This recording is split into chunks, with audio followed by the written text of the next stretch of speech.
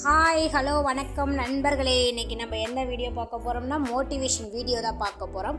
நம்ம சேனலுக்கு நீங்கள் முதல் தடவை வந்தீங்கன்னா சேனலை ஒரு சப்ஸ்கிரைப் பண்ணிவிட்டு வீடியோவை பாருங்கள். வீடியோவை ஸ்கிப் பண்ணாமல் பாருங்கள். அப்போ தான் நான் என்ன தகவல் சொல்கிறேன்னு உங்களுக்கு புரியும். சரிங்களா, வாங்க வீடியோக்குள்ளே போகலாம். முதியோர் இல்லம். தாய் தன் பிள்ளைக்கு பால் மட்டும் ஊட்டலை, அவள் இரத்தத்தையும் சேர்த்து தான் ஊட்டுவாள். தந்தை உழைப்பால் வரும் பணம், அது பணம் மட்டுமல்ல, அவருடைய இரத்தமும் தான். இதை நாம் உணர்ந்தால் முதியோர் இல்லம் என்ற ஒன்று அறவே இருக்காது. நாம் உணராவிட்டால் வருங்காலத்தில் நம்ம நிலைமை.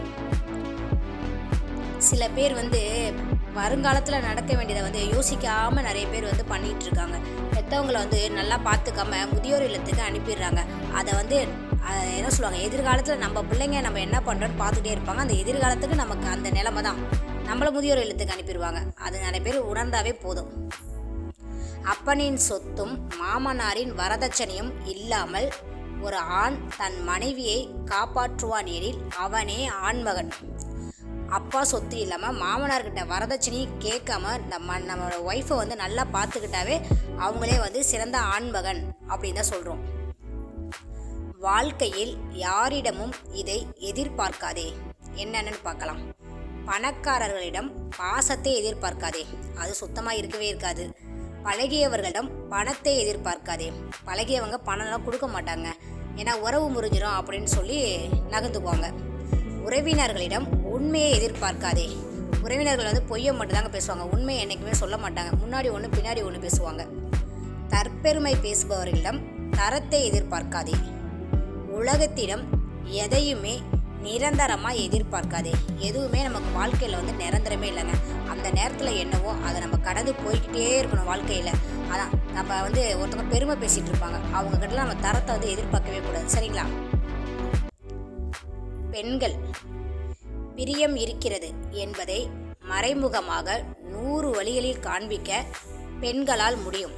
ஆனால் நேரடியாக பெண்கள் சொல்வதை தவிர வேறு எதுவும் ஆண்களுக்கு புரியாது. பெண்கள் மறைமுகமாக அந்த பாசம் இருக்கிறத மறைமுகமாக காட்டுவாங்க. ஆனால் அது ஆண்களுக்கு புரியாது. அது நேராக பாசம் காட்டினாதான் என் மேலே பாசமாக இருக்கீங்க அப்படின்னு அவங்க சொல்லுவாங்க.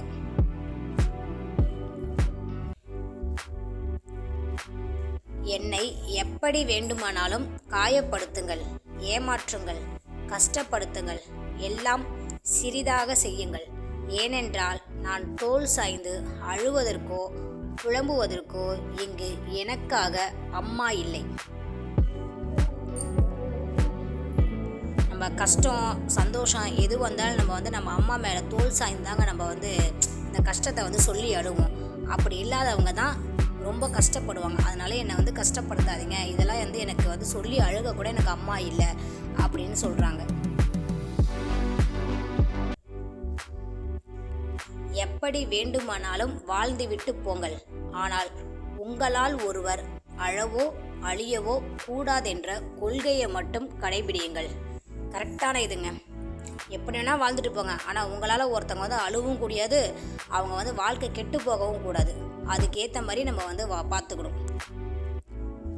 இவளே இல்லத்தரசி. மருமக ஏதாச்சும் தப்பு பண்ணும்போது அவளை பெற்றவங்க சரியில்லைன்னு சொல்கிறாங்க. அதே அவங்க மகன் தப்பு பண்ணும்போதும் அவன் பொண்டாட்டி சரியில்லைன்னு சொல்கிறாங்க. அதுவே அவங்க பேர பசங்க தப்பு பண்ணும்போது அவங்க அம்மா சரியில்லைன்னு சொல்கிறாங்க. ஆக யார் தப்பு பண்ணாலும் நாமளும் நம்ம பெற்றவங்களும் தான் சரியில்லை அப்படி தாங்க சொல்லுவாங்க. நம்ம யார் இப்போ அவங்க வீட்டில் எது பண்ணாலும் நம்ம மருமகளை குறை சொல்லாமல் இருக்க மாட்டாங்க. ஏதாவது ஒரு வழியில் நம்மளை குறை சொல்லிக்கிட்டே தான் இருப்பாங்க. அதெல்லாம் நம்ம தாண்டி தான் நம்ம வாழ்க்கையை வாழ்ந்து ஆகணும். வேறு வழி கிடையாது. ஏன்னா அவங்க பொண்ணு அவங்க சொல்ல மாட்டாங்க, நம்மளை தான் சொல்லுவாங்க. மருமகளை மட்டும்தான் எல்லா குறையும் சொல்லுவாங்க. சரிங்களா நண்பர்களே, இந்த வீடியோ உங்களுக்கு இந்த வீடியோ பதிவு உங்களுக்கு பிடிச்சிருந்தா மறக்காமல் ஒரு லைக் பண்ணிடுங்க, சப்ஸ்கிரைப் பண்ணிடுங்க. வேறு நல்ல வீடியோன்னு வருகிறேன். ஓகே, பாய் நண்பர்களே. நன்றி, வணக்கம்.